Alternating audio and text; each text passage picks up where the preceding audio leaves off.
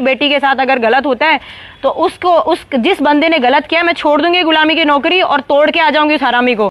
समझा मैं क्या तोड़ दूंगी और दोबारा कहीं मुंह दिखाए क्या जिंदा नहीं बचेगा, मैं जान से मार डालूंगी उसको। ये खुली धमकी है, जिसको मेरे को अरेस्ट करना है कर। वो तो 6-7 ही थे, अगर वहाँ पे 60-70 या 80 बंदे होते ना तो भी मैं उनकी हड्डी पसली तोड़ सकती थी। अकेले में इतनी हिम्मत है। सॉरी हेल्थ मिनिस्टर साहब, आप ठीक से वो ऑडियो सुन लीजिएगा एक बार, तब आपको पता चलेगा कि आपके नवाबजादे ने मुझे क्या बोला है। उसने मुझे शराब पिलाने की बात करी, उसको ऑडियो को फिर से सुनिए आप, ठीक है।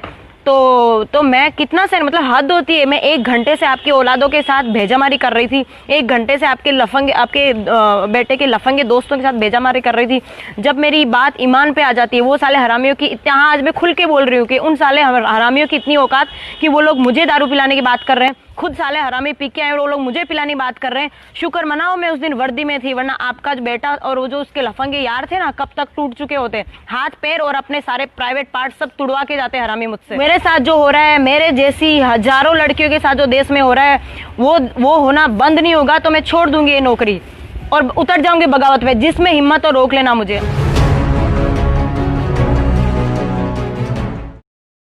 मैं चाहती हूँ कि जो लोग मुझे मदद करने के लिए बात कर रहे हैं, जो लोग मुझ तक पहुँचने की बात कर रहे हैं, जो मुझ तक मदद पहुँचाने की बात कर रहे हैं फाइनेंशियली, मतलब मेंटली या फिर कोई भी हेल्प मुझ तक जो पहुँचाना चाहते हैं या चाहते थे या चाहेंगे, उन सब से रिक्वेस्ट है कि पहले आप रागिनी यादव को मदद कीजिए। अगर आप लोग उसको मदद करोगे तो मैं समझ जाऊँगी मेरी मदद हो गई। मैं तो खुद इस सिस्टम का भाग हूँ, मैं खुद एक पुलिस डिपार्टमेंट में एक LR ऑफिसर हूँ। मैं इस काबिल हूँ कि मैं खुद अपनी फाइट लड़ सकती हूँ। मैं ये तो नहीं कहूँगी आपकी ज़रूरत नहीं है, पर मैं ये कह सकती हूँ कि मैं खुद कानून की रखवाली हूँ या फिर मेरा फ़र्ज़ है कानून का जो है वो कानून कायदे का पालन करवाना। तो अगर मैं लोगों को मदद कर सकती हूँ तो मैं खुद की मदद कर सकती हूँ, इतनी काबिल हूँ।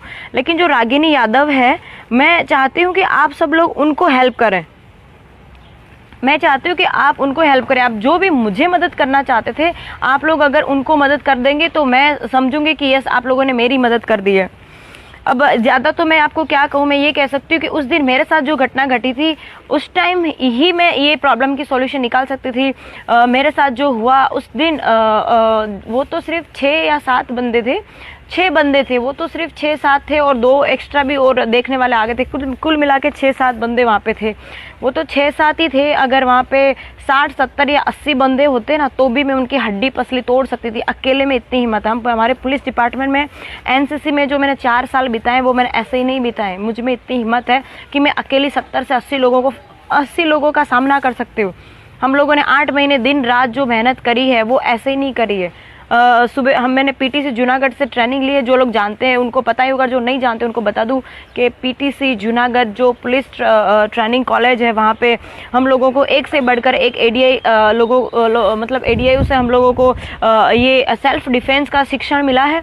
और उन लोगों ने हम लोगों को इतना तैयार करके बाहर निकाला है कि मैं अकेली नहीं, वहाँ पे 1700 बंदियाँ ट्रेनिंग में थी। वो एक बंदी में इतनी पावर है कि वो अकेली इतने सारे लोगों को फाइट कर सकती है। ये तो सिस्टम है जो हम लोग को मजबूर कर रहा है शांति से बैठने के लिए।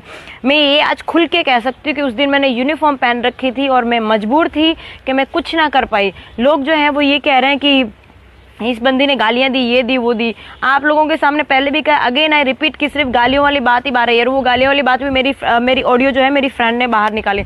मुझे अभी राइट नाउ तक मतलब भरोसा है कि आप लोगों ने वो ऑडियो भी ठीक से नहीं सुना होगा कि मैं क्यों गालियां दे रही हूँ। अगर आपने ठीक से वो ऑडियो सुना होता तो ये क्वेश्चन नहीं आता, ये फिर जो हेल्थ मिनिस्टर साहब है वो ये क्वेश्चन नहीं कर रहे होते कि इस लड़की ने जो है क्या नाम है अभद्र व्यवहार किया, गालियाँ दी, सुन नहीं सकते ऐसी गालियाँ दी। सर हेल्थ मिनिस्टर साहब, आप ठीक से वो ऑडियो सुन लीजिएगा एक बार, तब आपको पता चलेगा कि आपके नवाबजादे ने मुझे क्या बोला है। उसने मुझे शराब पिलाने की बात करी, उसको ऑडियो को फिर से सुनिए आप ध्यान से, तब आपको पता चलेगा कि उसने मुझे ये कहा है कि इसको जो है एक पैग पिला दिया जाए, ठीक है। तो मैं कितना से मतलब हद होती है। मैं 1 घंटे से आपकी औलादों के साथ भेजामारी कर रही थी, 1 घंटे से आपके बेटे के लफंगे दोस्तों के साथ भेजामारी कर रही थी। जब मेरी बात ईमान पे आ जाती है, वो साले हरामियों की यहाँ आज मैं खुल के बोल रही हूँ कि उन साले हरामियों की इतनी औकात कि वो लोग मुझे दारू पिलाने की बात कर रहे हैं। खुद साले हरामी पी के आए और वो लोग मुझे पिलाने की बात कर रहे हैं। शुक्र मनाओ मैं उस दिन वर्दी में थी, वरना आपका जो बेटा और वो जो उसके लफंगे यार थे ना कब तक टूट चुके होते। हाथ पैर और अपने सारे प्राइवेट पार्ट सब तुड़वा के जाते हरामी मुझसे। और ये चीज मुझे नहीं कहनी थी। मैं कानून में हूँ, मैं डिसिप्लिन में हूँ, और पिछले 1 महीने से कह रही हूँ मैं डिसिप्लिन डिपार्टमेंट में नहीं बोल सकती। आप लोग मेरा मुंह क्यों खुलवा रहे हो? मेरे खिलाफ आप लोग इंक्वायरीज करवा रहे हो, मेरे खिलाफ लोगों को इकट्ठा, भाड़ों के टट्टू को इकट्ठा करवा के मेरे पीछा करवा रहे हो, मेरे खिलाफ लोगों के सामने आप जो है लोगों को, भाड़े के टट्टू को इकट्ठा करवा रहे हो, मेरा विरोध करवा रहे हो। क्यों? अगेन बोल दूं हेल्थ मिनिस्टर साहब, ये सत्य है ना, वो परेशान हो सकता है, पराजित नहीं।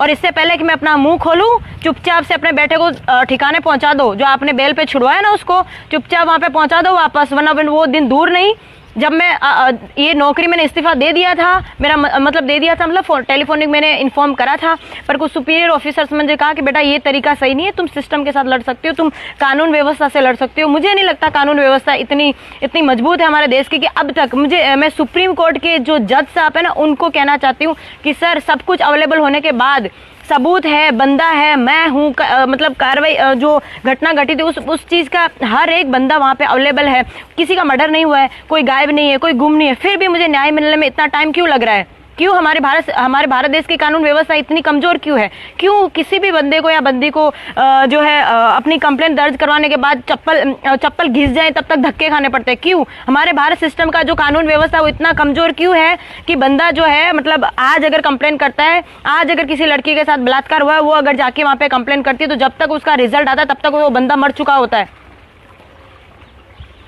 मुझे समझ नहीं आ रहा है कि आप लोग जो इतनी बड़ी बड़ी बात कर रहे हैं कि हमारी कानून व्यवस्था, ये अभी भी मुझे अपनी कानून व्यवस्था पे भरोसा है। मैं कानून की खुद एक रखवाली हूँ और मैं चाहती हूँ कि आप भारत देश का सिस्टम, जो भी सुपीरियर ऑफिसर सुन रहे हैं उन लोग को बता दूं कि हमारे भारत देश का जो सिस्टम सोया हुआ है उनको जगा दो। जो 11 बजे ऑफिस जाते हैं और 12 बजे कोर्ट में, 11 बजे कोर्ट में पहुंचते हैं ना, उन लोग को बताओ कि हम लोग भारत देश में रहते हैं, हमारी सुबह सुबह 4 बजे होनी चाहिए। ये कोई फॉरेन कंट्रीज नहीं है जो आप लोग 10 बजे तक सोते रहते हो। आप लोग सो, मुझे उससे भी मतलब नहीं है, 12 बजे तक सो, पूरे दिन सो, आपकी लाइफ है। लेकिन मेरे साथ जो हो रहा है, मेरे जैसी हजारों लड़कियों के साथ जो देश में हो रहा है, वो होना बंद नहीं होगा तो मैं छोड़ दूंगी ये नौकरी और उतर जाऊंगी बगावत पे। जिसमें हिम्मत हो रोक लेना मुझे। अभी भी रिक्वेस्ट कर रही हूँ, हाथ जोड़ के रिक्वेस्ट कर रही हूँ हमारी कानून व्यवस्था पे, हमारे सुपीरियर ऑफिसर से, होम मिनिस्टर साहब से, डिफेंस मिनिस्टर साहब से कि सर आप क्या कर रहे हैं? हमारे भारत देश की लड़कियां सुरक्षित नहीं, हमारे भारत देश की बेटियां सुरक्षित नहीं, आप क्या रहे हैं सर? नरेंद्र मोदी सर, माननीय श्री नरेंद्र मोदी साहब से मैं ये कहना चाहती हूँ कि मेरा ऐसा माना कि सुपीरियर पावर आपके पास है सर। आप जो है वो मंदिर बनवा रहे हैं सर, बहुत बड़ी बात है। मैं बहुत खुश हुई इस चीज़ को लेके कि जो लोग ऐसा कह रहे थे मंदिर बनेगा तो ये होगा वो होगा, उन सारे कमीनों की आपने आवाज़ बंद करके आज आपने मंदिर बनवा दिया। तो आप अगर ये कर सकते तो मेरा मानना है कि आपके लिए बहुत छोटी सी बात होगी हमारे भारत देश की जो बेटियाँ उनकी सुरक्षा करना। सॉरी सर अगर ज़्यादा कुछ बोल रही हूँ, अगर मेरे बोलने में अगर आप लोगों को लगता है कि मैं अपने दायरे से बाहर जा रही हूँ तो माफ़ कीजिए सर, लेकिन मैं मजबूर हो गई हूँ। एक रागी, आज सुबह ही मैंने देखा एक रागिनी यादव नाम की जो घायल शेरनी है, बंदी या लड़की नहीं कहूँगी, घायल शेरनी या फिर हमारे देश की बेटी, पिछले 3 साल से इस सिस्टम के साथ फाइट कर रही है। इस सिस्टम से परेशान हो गए कुछ खाकी वाले हैं जो उसने ऐसा कुछ उसे गालियां दी जा रही है, उसे गंदी गंदी गालियां दी जा रही है, कुछ हजारों बार गालियां दी जा रही है। कहाँ गए ये लोग? ये जो यूपी, बिहार और एमपी के जो मुझे यादव जो हैं वो मुझे सपोर्ट करने की बात कर रहे हैं। सर आप मुझे बाद में सपोर्ट कीजिएगा, पहले आपके घर में जो आग लगी है, आपके घर में जो अंधेरा है, या फिर आपके आंगन में, आपके पैरों में जो अंधेरा है ना, उसमें आप ध्यान दीजिए। पहले आपके घर की बेटियां सुरक्षित नहीं है, आपके राज्य की बेटी सुरक्षित नहीं है और आप मुझ तक, गुजरात तक पहुंच रहे हैं मदद करने के लिए। पहले आप सबसे हाथ जोड़ के रिक्वेस्ट है कि पहले आप अपने पैरों में जलती आग देखिए, गांव में जलती आग बाद में देखिए। आप गुजरात तक पहुंच रहे हैं मुझे मेरी मदद करने के लिए, पहले आप अपने राज्य का और अपना देश का, अपने राज्य का और अपने जिले का तो देखिए पहले। ठीक है, कोई बात नहीं, आप लोग मेरी मदद के लिए आ रहे हैं, आप सबका धन्यवाद है कि आप मेरी मदद के लिए आ रहे हैं। पर मैं आपको कहना चाहती हूँ कि मैं तो इस काबिल हूँ कि मैं अपने आप की मदद कर लूंगी, लेकिन वो बेटी भी इस काबिल है। वो अकेली शेरनी पिछले 3 साल से उन हरामियों के साथ लड़ाई कर रही है, वो उसे गालियां दे रहे, गंदी गंदी गालियां दे रहे, फिर भी उस सिस्टम के साथ, लोगों के साथ फाइट कर। कुछ पुलिस वाले गद्दार, यस आज मैं कहना चाहती हूँ, कुछ पुलिस वाले गद्दार जो नौकरी और खाते सरकार के हैं और गुलामी करते हैं इन भ्रष्ट नेताओं की। सभी नेताओं को मैं ऐसा नहीं कहती, लेकिन जो भ्रष्ट नेता है ना, उन लोगों की गुलामी करते हैं। शर्म करो, आप लोग ऐसे खाते हो सरकार की और बजाते हो इन लोग की। ये लोग राजनेता वगैरह जो भी कुछ है ना, वो देश के सेवक हैं। पहले जनता है, सर्वोपरि जनता है। जनता पहले है, उसके बाद में सिस्टम है, उसके बाद में सब लोग है। सिस्टम है ना, वो लोगों के लिए, लोग नहीं है सिस्टम के लिए। तो आप सब लोगों से हाथ जोड़ के रिक्वेस्ट है कि रागिनी यादव है, वो यादव है इसलिए नहीं, पर वो भारत देश की बेटी है, अकेली लड़ रही है। आप लोग उसकी मदद ना कर सको तो कोई बात नहीं, कम से कम उसके रास्ते में जो पत्थर बिछा रहे हो वो ना करो। और ये जो ऑफिसर्स उसके खिलाफ जो कंप्लेन दर्ज कर रहे हैं, उसे जेल में डालने की बात कर रहे हैं, उसे धमका रहे हैं, उसको मर्डर करने की बात कर रहे हैं, रेप करने की बात कर रहे हैं, सालों कमीनों हरामियों, तुम लोगों की इतनी हिम्मत जो भारत देश की बेटी के साथ में ऐसा व्यवहार कर सकते हो। वो दिन दूर नहीं जब मैं और मेरी जैसी हजारों लड़कियां बाहर आएंगी तो तुम लोगों की हड्डी पसलियां एक कर देंगी। समझ में आ रहा है आप लोगों को मैं क्या कह रही हूँ? इससे पहले कि मैं अपना आपा खो बैठूं, मैं अपने शब्दों पे अभी भी मैं कंट्रोल रखना चाहती हूँ। मैं नहीं चाहती कि जो है किसी भी नहीं, चलो मैं नहीं डरती किसी भी, कुछ भी जहाँ जिसको फंसाना है फंसा ले, ठीक है, जिसको जो बिगाड़ना बिगाड़ ले। मैं सुनीता यादव और राइट नाउ मैं जैसलमेर राजस्थान में हूँ, जिसके बाप की जो हिम्मत हो उखाड़ ले, ठीक है। मुझे यकीन है अभी भी भारत देश की कानून व्यवस्था पे, भारत देश की जो है यहाँ मैं तो ये कहना चाहती हूँ, ये कहाँ गए स्त्री सशक्तिकरण वाले, बाल विकास वाले, ये वो जो मुझे कांटेक्ट कर रहे हैं, कहाँ हैं आप लोग? मानव अधिकार वाले कहाँ हैं? कहाँ आप लोग अभी? कहाँ हैं? कहाँ सो रहे हैं क्या? नींद नहीं टूटी क्या आप लोगों की अभी तक? भारत की बेटियों के साथ ये सब गलत हो रहा है और आप लोग सो रहे हो। शर्म आ रही है? नींद कैसे आ रही है? मैं पिछले 8 जुलाई से अभी तक नहीं सो पा रही हूँ, मुझे नींद नहीं आ रही है। जैसे मैं आंख बंद करने की कोशिश करती हूँ, वो कमीने कुत्तों की शक्ल मुझे दिखाई देती है, उन हरामियों की शक्ल दिखाई देती है। आंख बंद करते हैं उन भ्रष्ट अधिकारियों की मुझे शक्ल दिखाई देती है, जिन लोगों ने मेरे साथ गलत करने की कोशिश करी। आप लोगों को कैसे नींद आ सकती है?